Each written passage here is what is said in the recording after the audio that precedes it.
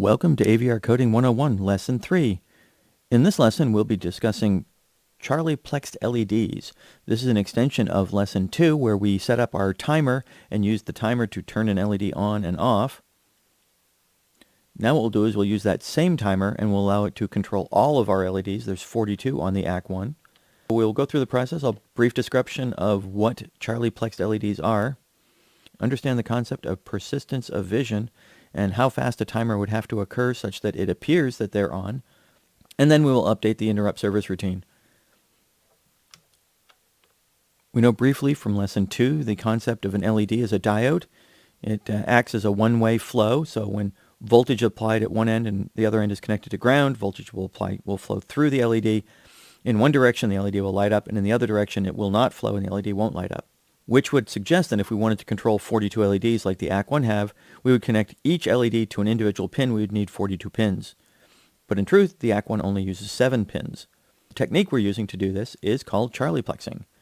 And the notion is, if I have 2 pins, A and B, and I connect an LED to A and B with LED 1, the cathode is on A, and LED 2, the anode is on A, then I can apply a voltage to A and have it go ground on B, and LED 2 will light up.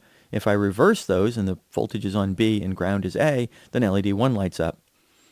So 2 pins controls 2 LEDs, but 3 pins controls 6 LEDs. And the general equation is N times N minus 1. We're using 7 pins on the AC1, so 7 times 7 minus 1, or 6, is 42. I have 7 pins controlling 42 LEDs. If I were to set all the pins as output and all the pins as high, then none of the LEDs would actually correctly light. So what we need to do is we need to turn on one LED at a time and have all the other LEDs off, and do this very, very quickly. If we do it quick enough, we have persistence of vision give us the impression that all the LEDs are actually on at any given time. Once we have the ability to turn all the LEDs on, or have them appear to be on, then we can actually go one step further and control which LEDs we want to be on at any given time. All the LEDs are on port A. We had that discussion. And just a quick review: to turn an LED as output, we use dir set, and to set it as high, we use outset. To set it as low, we use out clear. And then to set it back as input, we use dir clear. So we'll be using each of these to control our LED pins. In the most simple example is what we did in Lesson 2. We turned that LED on using our timer and then turned it off again. If we want to control multiple LEDs within that same timer, we need to know which LEDs are going to be on and which LEDs are going to be off. To do this, we create a little bitmap.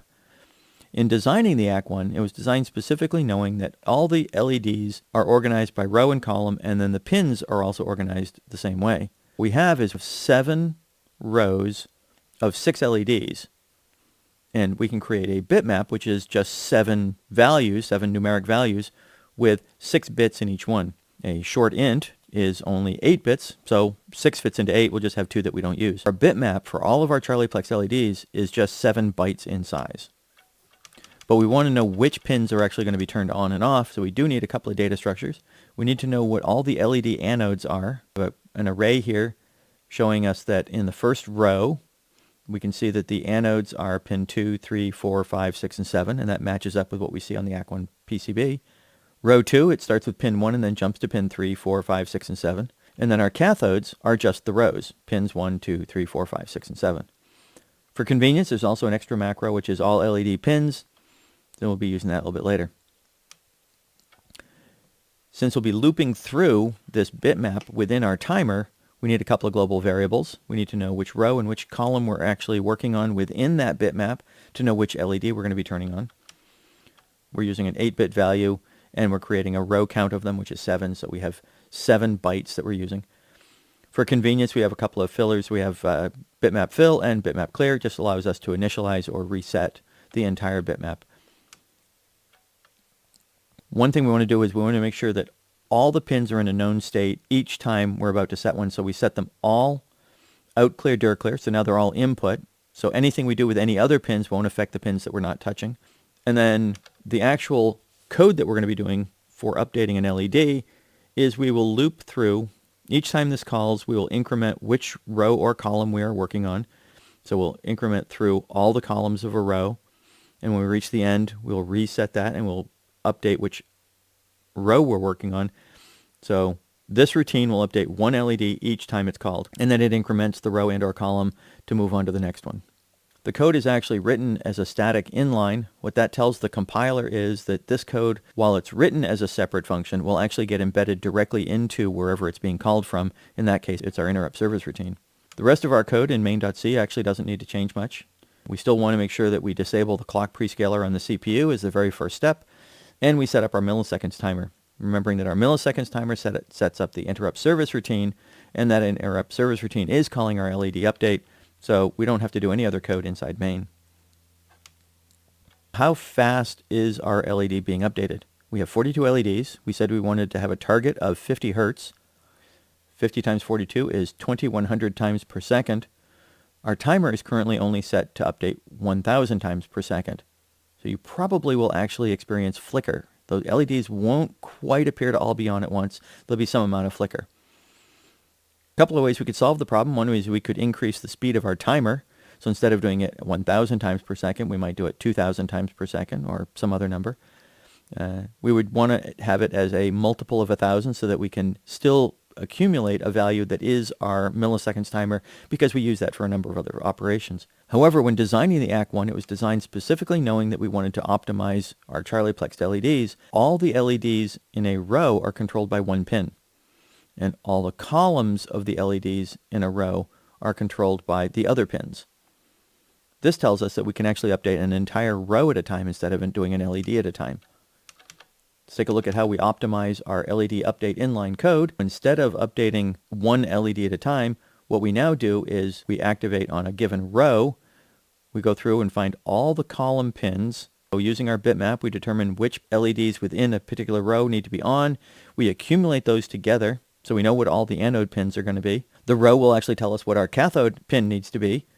Now that we've accumulated all of that information, we set all of our LED pins as input, just to make sure everything is clear and all the LEDs are off. Then we set all the anode and cathode pins that we're using as output, and then we set all of the anode pins as high. This now only has to occur once per row. A few more helper routines just to get everything cleaned up. We can set up our LEDs. Just want to, by default, set them all to be 0, so we turn them all off. And our row counter is 0, so that when our interrupt service routine happens, it starts on the very first row. And a couple of extra routines, one for setting an individual LED on, another for setting an individual LED off. The last one there copies an entire bitmap into our bitmap that's being used by our interrupt service routine. This can be used conveniently for creating little animations, icons, graphics. Let's take a look at our code. Here we have those anodes and our cathode data structures, our LED on and bitmap fill operations, and here is our LED update. We work through each pin in a column of our bitmap, accumulate those together, those are our anodes, and then we go through, we clear all the pins of all the LEDs, then we set all of our anodes and cathodes as output, and then we set all of our anodes as high, and then we move on to the next row in our sequence. Let's go ahead and compile that, and we will update our AC1. We've now uploaded it. So there we have our AC1. All the LEDs are on. Before, we noticed that when we were updating a single LED, we needed to do it at 2100 times per second. Now that we're doing it at the row level, we only need to update 350 times per second, which is actually slower than our 1000 times per second, which means we could update an LED less often than when our interrupt handler is being called. If we did it every third time our interrupt handler is called, we'd be at 333 times per second. If we did it at 2, we'd be at 500 times per second. And if you were to go and check those, you would not perceive any flicker. Quick note, how much time is our LED actually taking to update now that we're doing it a row at a time? Let's take a quick look at the oscilloscope. If we look right here, these little tick marks, that's actually when LEDs are being updated. The rest of the time, the LEDs aren't being touched at all. And if we were to zoom way in, we can see that the update time for our LEDs is 27 microseconds out of each 2 milliseconds or 3 milliseconds, depending on how you've set up your timer, is being used for updating an LED. So again, these little pins right here indicate when an LED is being updated, or in this case, an entire row of LEDs are being updated. If you were to look at the Lesson 2 code, there's an extra piece in here. So there's this if 0 code. That simply means if 0, it compiles it out. So if we set that to if 1, this code will be compiled in. And what we're doing here is we're using the milliseconds timer, and every 50 milliseconds, we will turn an LED off and another LED on, and then we'll increment these. And what this will create is a little wave animation. So if we take a look at our Act 1, when the new code gets loaded on, there it goes, it's compiled, it's uploaded, and we have this little wave animation. The speed of the wave is controlled by this 50 milliseconds, and the size of the wave, the gap between it, is controlled by the gap between our on and off LEDs. So you can go and play with these. You could also, if you wanted to, add the button code back in and do some other control based on the button. There you have it. That is AVR Coding 101 Lesson 3 on Charlieplexed LEDs. We went over what a Charlieplexed LED was, did some calculations on the persistence of vision, and we updated our interrupt service routine to read from a bitmap to update various LEDs within a row for optimization.